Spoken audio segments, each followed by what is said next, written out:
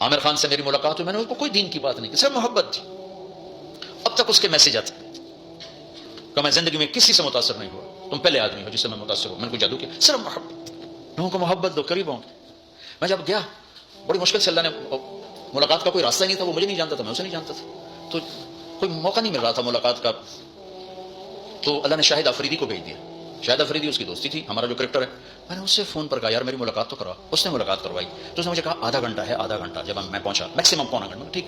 میں گیا تو وہ سہما ہوا چہرہ کہ بھائی مولانا آ گیا, پتہ نہیں کیا کہیں گے, بھائی یہ تو کیا کر رہا ہے, تو حرام کر رہا ہے, ناچ رہا ہے, گا رہا ہے, توبہ کر, ابھی تیرے لیے دوزخ کا فیصلہ ہو جائے. پتہ نہیں کیا ہو, وہ ڈرا ہوا. تو میں نے اس سے بیٹھتے فلموں کی باتیں شروع کر دی. اور تھوڑی دیر بعد میں نے محسوس کیا کہ فرام 60 to 72 جو فلم انڈسٹری کو جتنا میں جانتا تھا اتنا وہ نہیں جانتا تھا. تو اس کے اوپر میرے علم کا رو پڑ گیا, اس کی لائن کا علم تھا نا. تو حیران پریشان, جو واس تو ہو رہے, تو کبھی دلیپ کمار کی باتیں شروع ہو گئی, کبھی راج کپور کی شروع ہو گئی, اور کبھی محبوب صاحب شروع ہو گئے, کبھی مدن موہن شروع ہو گئے. وہ آدھا گھنٹہ تو یوں گزر گیا.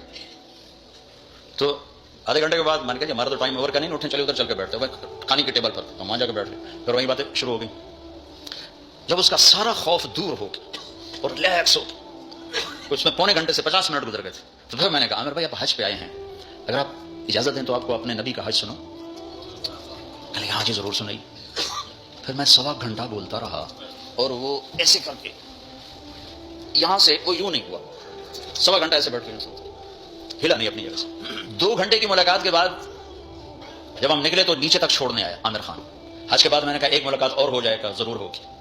پھر اس کا میسج آیا کہ میں مدینے چلا گیا ہوں, معذرت چاہتا ہوں. میں نے کہا میں مدینے آ جاؤں گا, میں مدینے پہلے ہو آیا تھا حج سے پہلے. تو اس نے کہا کہ آپ 14 تاریخ کو آ جائیں, 4 سے 6 کا ٹائم میں نے آپ کے لیے رکھا ہے. تو میں جنید اور ایک اور ساتھی ہم دوبارہ وہاں چلے 4 بجے.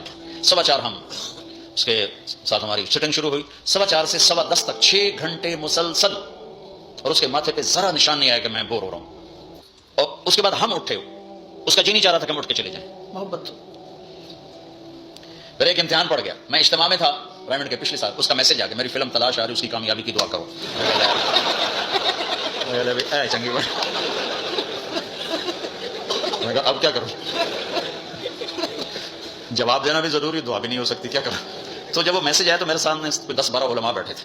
میں نے کہا بھائی یہ میسج ہے, اس کا جواب. کہا جی ہمارا فیلڈ نہیں تمہارا ہے, تو ہی جواب دے. میں سارا دن سوچتا رہا, مجھے کوئی جواب سمجھ میں نہیں آیا, کہ جان بھی بچ جائے جواب بھی چلا جائے. تو اگلا دن بھی گزر گیا, مجھے کچھ سمجھ میں نہیں آیا. میں عصر کا وضو کر رہا تھا, ایک دم اللہ نے ایک مضمون دل میں ڈالا. تو میں نے فوراً بیٹھ کر اس کو میسج کیا کہ عامر بھائی جو کریٹو ہوتا ہے نا ذہن, یہ اللہ کسی کسی کو دیتا ہے. تخلیقی ذہن اللہ تعالیٰ کسی کسی کو دیتا ہے, ہر ایک کو نہیں دیتا, اور یہ اللہ کی بہت بڑی عطا ہوتی ہے. اور میں نے تمہارے ساتھ جو وقت گزارا اس میں نے دیکھا کہ اللہ نے تمہیں تخلیقی ذہن دیا ہے.